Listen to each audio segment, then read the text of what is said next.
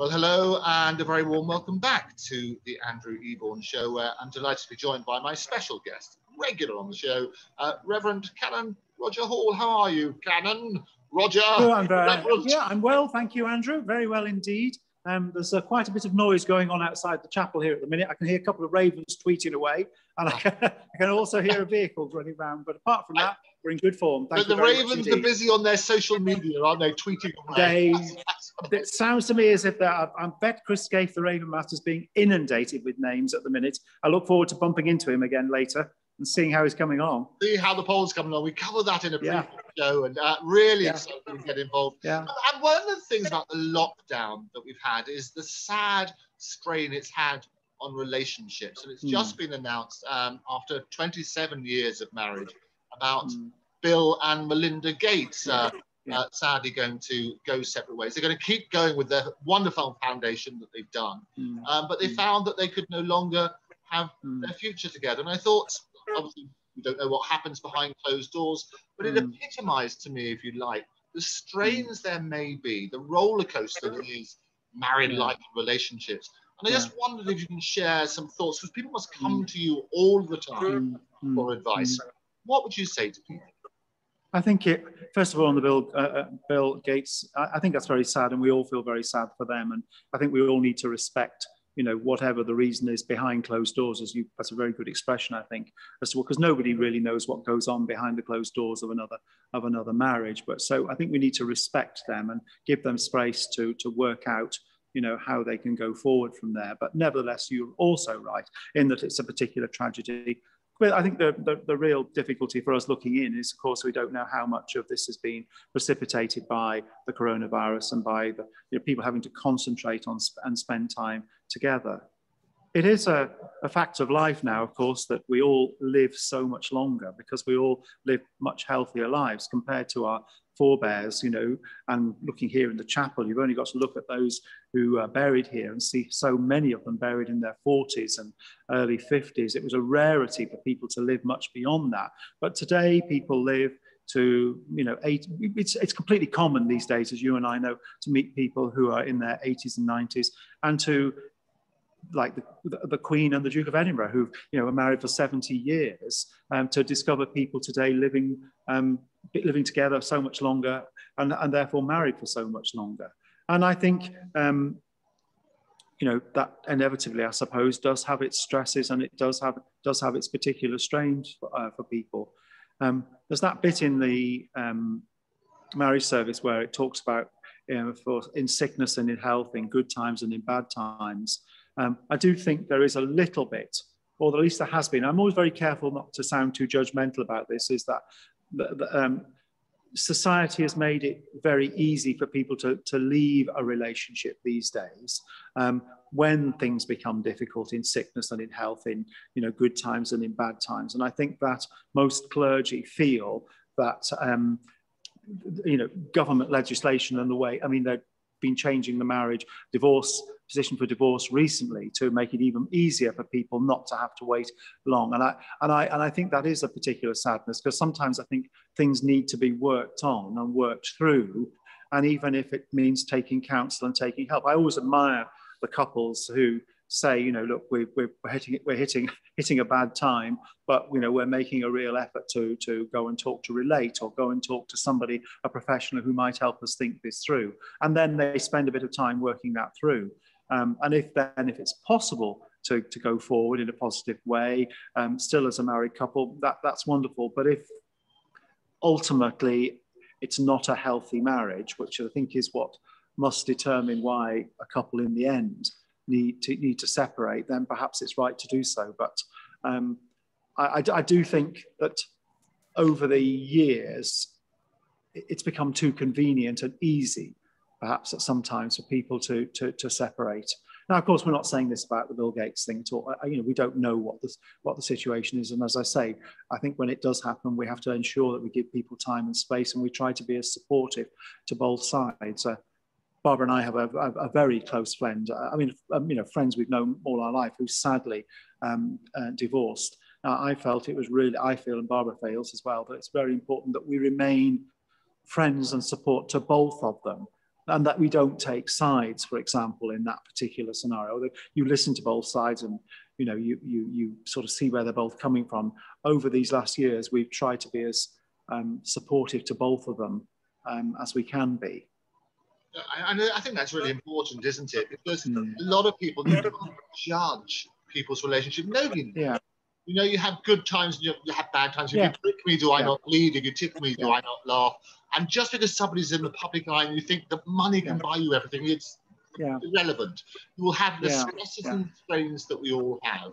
And I think it's remembering that, isn't it? Because we shouldn't judge other people's relationships. No, I think that's right. And I think that's another very important thing you just said. I mean, with the Gates thing, that really is an example of where, money could buy anything. I know, as well, I think probably know better than me. I think he's either the third or fourth richest person in the world. So therefore, he has the ability to buy anything he wants. And it is a fact of life that in the end, money doesn't really buy happiness. Money can't buy your health, for example. You can be the richest person in the world, but if you get blighted by cancer, it just happens. You can't buy your way out of that. And I think, those elements of a marriage that become a strain, there are sort of modern phenomenons in all of that as well. I think there are a lot of difficult expectations in marriages as well. I think the media some of our television programs, some of our books that we read, some of the films that we see with the sort of model marriage, the model this and everything, and people's expectations of what it will be, and then the sort of letdown that actually most of life is a baked bean life as opposed to a champagne life. Champagne comes once in a while, but most of us live, I don't mean we just complete, but the analogy is that, it's much more baked beans, potatoes, and sorting out the meal and sorting out the kids for school than it actually is about drinking champagne and going to parties all the time. And working through that more baked bean life is tricky. It is difficult for people. I have a lot of sympathy for all of us who are trying to, work that through. Well, I think, as you said, it's managing expectations. Yeah. I think if you're not expecting champagne every day, and it is, as you say, in the very vows that you take, it's in richness, poorness, in sickness, in health. It is those. That is human life. Yeah. Well, I mean, that's it, that business of expectations. I mean, I've got 17 weddings ahead of me here at the chapel over this year because, some were left over from last year who just simply couldn't happen and they've moved them to this year. And then there's been a bit of a stampede of people who just want to get married this year. One of the things I talk about them in terms of expectation is that the expectation is you will live much longer and you won't just be a 25-year marriage. The likelihood, particularly when people come and see me in their late 20s, that you could be married like the Queen for 70 years. And so you're going to travel a long journey together. You're going to start married life together. You may have a family. You're going to see that family grow up. You're going to move into possibly being grandparents. And then you're going to have a whole period of your life together, maybe in today's world, in early retirement. A number of people that retire at 50 and then have to create we'll have 30 plus years of a new way of life. So expectation is a tricky one, isn't it? I mean, most of us that got married certainly in my case, I got married in my 20s. The last thing I was doing was thinking about what I'd be doing in my 70s and my 80s, and that I might still be married then, and that journey is a long one, and along the way, there are going to be good things and bad things, and it's how you sort of manage your way through all that. One can only assume that in this marriage of the Gates of 27 years, they've hit a particular point and they feel they need to move in a different direction to get through the next 30 years, which is very sad. It is difficult, isn't it? Because it's so often those changes that make a difference. When people retire, for example, you touched on somebody goes back to work every day, 9 to 5, and they come home and you're there for a few hours and that's it. If you then retire and then you're home all the time, you're in each other's it's a different sort of relationship. So I guess it's that flexibility, isn't it? It's understanding that your life will change. There are different moments in life and you change together. Yeah, that's really, yes, it's the changing together and remembering that marriage is like any kind of relationship. It has to be worked on and not just taken for granted. The number of times I've had a partner of one side or the other said, oh, he just takes me for granted. Oh, she just takes me for granted. And we've just reached that position in our marriage, in our relationship. We know that with friendships. Friendships are just like marriages in some ways. I know marriage is obviously much deeper. Some people describe their wife or partner as their best friend, but friendships have to be worked on, marriages have to be worked on as well. And I think what I'm saying is that it is worked on through an engagement, it is worked up on the marriage, and it's worked on when they're starting their careers and having children. And I think what happens is that it dips, and that change that you've alluded to is happening again, as you rightly say, when they're getting perhaps into their 50s and starting to think about retirement and where they're going. And maybe the expectation, the changes, they're just not working on together any longer. They've sort of gone their own ways. And it's difficult to draw them back together. And what organizations like Relate and lots of others do is help couples identify where those changes, expectations, and moves have happened, and to try and help them understand that, and to try and build bridges to help them, find their way back into. And clergy, I mean, it's part of the clergy role as well, when people come and have a chat with you about feeling that their marriage or whatever is, heading towards the rocks, as is sometimes the expression. But yeah, I think what I'm really saying is it's got to be worked on, and I know that. I mean, I know that I've, failed in working on my marriage sometimes as hard as I should have. My wife is the first to remind me of that. It is, but there's a pattern, as I say, with everybody. And the other thing, and you touched on this earlier, is about friends who, when couples no longer are together, they feel as though their loyalties are split. I think part of the problem there is that people are looking for blame. You want somebody who's innocent and somebody who's guilty. And the reality is, I think that's the wrong way to go. You don't have to find a guilty party. It didn't work out. Hopefully you can build a bridge. You can help them find a bridge to work out the good times and the reason they wanted it together in the first place. But secondly, don't look for a guilty party. Well, of course, when in marriage preparation, one of the things we talk about is forgiveness. And blame, ties in with forgiveness, as you rightly know and realise. And learning to forgive each other is, of course, one of the great foundation stones on which any marriage or any relationship, including friendship, is built on as well. Learning to forgive each other, and that's not just for the big things that happen in life, but also for the small irritating things. I know that I irritate my wife, by some of the things that I do over this 40 plus years of our particular marriage. But I think perhaps one of that small strengths of things we've had to work on is to learn to forgive each other for that. Barbara irritates me sometimes, she always leaves a cupboard door up. She never closes cupboard doors. 40 odd years of marriage, I can never believe it. I walk into the kitchen, this cupboard door's open. I say, why don't you just close the door? And it's mundane. It's mundane, but it's a symptom of a deeper thing. If I didn't learn to forgive at that level, I'm not going to be able to learn, be able to forgive at a greater level. And I think, it's certainly part of the Christian life to learn to forgive each other. And that's hard. And of course, that's particularly hard where somebody feels let down or betrayed, or their trust in somebody has been betrayed. Of course, it's even harder to forgive that. But, people do find strength and honesty in talking about that, learning to forgive each other and move on as well. I think you're right. And so often, because you are living together and you're spending virtually every waking hour and every sleeping hour as well, it might be other things in your life which are causing tension, not necessarily the relationship, but you're bringing that tension home, aren't you? Yes.